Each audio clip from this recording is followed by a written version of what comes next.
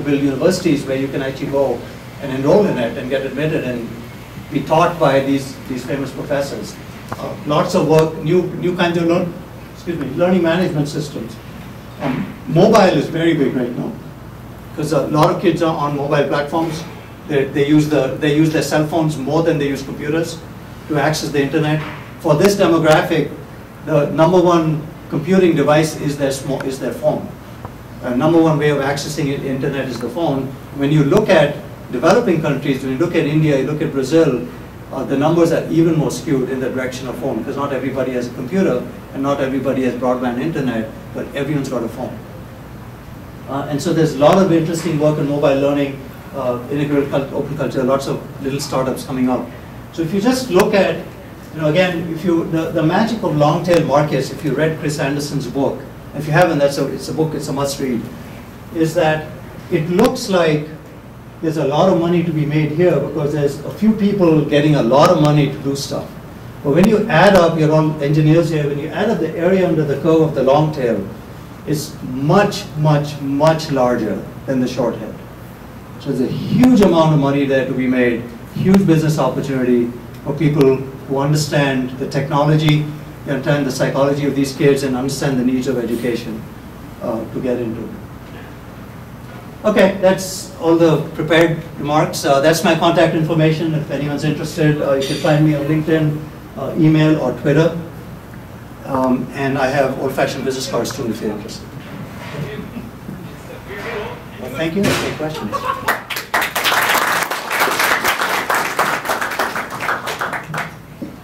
I have a question. Sure.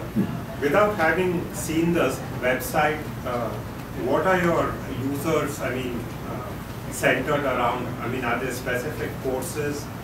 Like say if my 9th grader wants help in pre-calculus, is there a community around that? Right, so that's a good question. We started with communities around different types of courses. We found that there was a lot of value in mixing these students across courses. If I'm studying computer science with an MIT course and you're in a different course with a different university, we may still want to help each other. So we've now reorganized, that's the new design that I mentioned. We are now organized around topic-based groups. So there is, if in your example, to get help with pre-calculus, you could go to the math group. And math is actually our most active group right now. We are regularly over 100 people live simultaneously. We have, I forget what the latest numbers are, about 88% of the questions get answered while you're still on the site. As you finish asking them, people are starting to answer them. So it's all very live and very interactive. So you would go to math. We have groups for computer science, biology, health sciences, finance. Professor Damodaran, if people know him, he's probably the top finance professor. He's online pretty much all the time helping people with finance. Have questions in the finance group. So it's all around different topical areas. We'll be launching more. We have biology and chemistry and others coming online. We want to hit all the core subjects that the demographic needs. Is there a charge for joining? There's no charge for joining and no charge for using. So what's your revenue model? The revenue model is basically it's a social networking revenue model. There will be freemium. There's a freemium model, so there will be premium services that we will charge for. Right now, we don't have any of that turned on yet. It's all free. There will be premium accounts. There'll be also, basically we are looking at this as kind of a LinkedIn for students to go in, connect with each other in the professional capacity. For them, that means study capacity, and start to develop that. And we're looking at LinkedIn's business model as a good model for us as well. We also get a lot of demand for things like tutoring, paid tutoring. So a lot of times students will say, this is great, I'm willing to pay to get some in-depth tutoring. And so we would be offering, we can allow people to offer tutoring through our site and take a commission on that. So we're looking at a few options there. Right now, our interest really is in proving that there is a need. At the end of the day, you can charge for anything, but if the users don't want it, it's going to die. You talked about if you answered the question, you get rewarded. What, like, is there some point you maintain? Right. So we just actually launched this last week.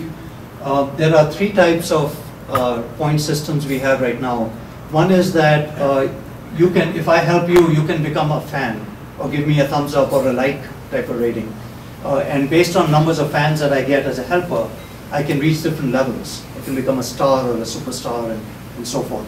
So we borrow that a lot from the gaming concepts. If you go into World of Warcraft and so forth. We can also give people, people can give each other medals. And that's a little bit different from becoming a fan. And so you can amass medals for chemistry or for math and so forth by giving really good answers to that. The third thing we've just introduced is it's a notion of badges. It's we call it achievements. It's like Foursquare badges. So by doing different things on the site, you can start to get different kinds of achievements. So when you ask your first question, you get an achievement for that. You get a badge. And it's very much modeled after Foursquare if you're familiar with the way that works. So those are the 3 types of reward systems we have. We have a couple more that we're looking at. We want to experiment with these and see what really engages people.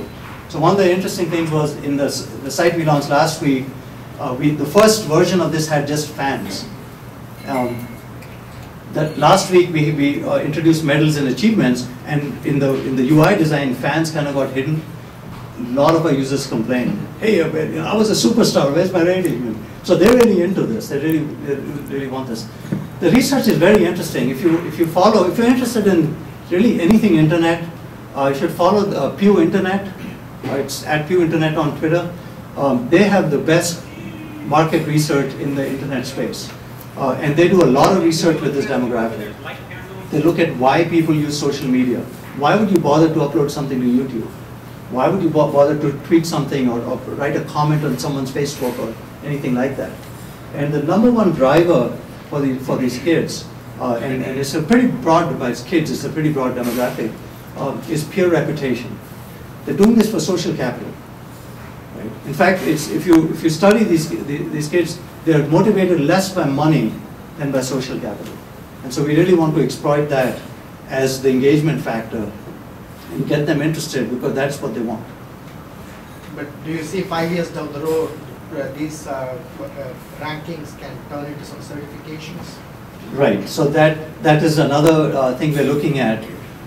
We would be able to take those rankings. We also have now research, it's not on the site yet, we have analytics where we look at the kind of engagement. We actually can judge whether, we can judge your social skills. So we know that you're a team player, we know that you're helpful, we know that you ask or you answer questions of different types. We know what types of questions you ask and answer. And we can mine all that data and build for you a profile that says, hey, you're a calculus guru, right? And that is a lot of value to you as a person, but it's a lot of value to a recruiter, a lot of value for college, for college placement and so forth. Why not pick something like software engineering, do the same thing there, so software engineers, they help each other, yep, rate themselves, more employable.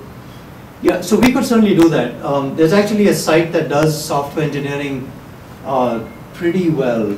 It's a little bit different focus from ours, but if you've seen Stack Overflow, and we get a lot of good ideas from them. They're focused on professional software engineers helping each other, and you can sort of earn your chops by doing that. The difference is that the kind of,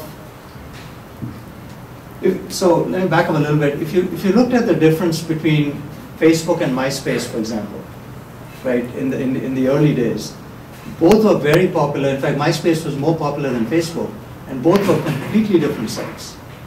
The culture and the ambiance of the site were very different. The features are identical, and the site is completely different. Nowadays, if you look at Flickr, for example, as a photo sharing site, and compare that with what's the Sony has one, the image station site. Completely different demographic, completely different user experience. So we feel that the technology would work for software engineers. The kind of ambiance they would want is quite different. It's like going to if you're going to a party. So you have to rebuild it. You can't just take it and make it. You could take it and make it and build a new and put in community managers and help grow a community of a different type. I think it would not be difficult to do.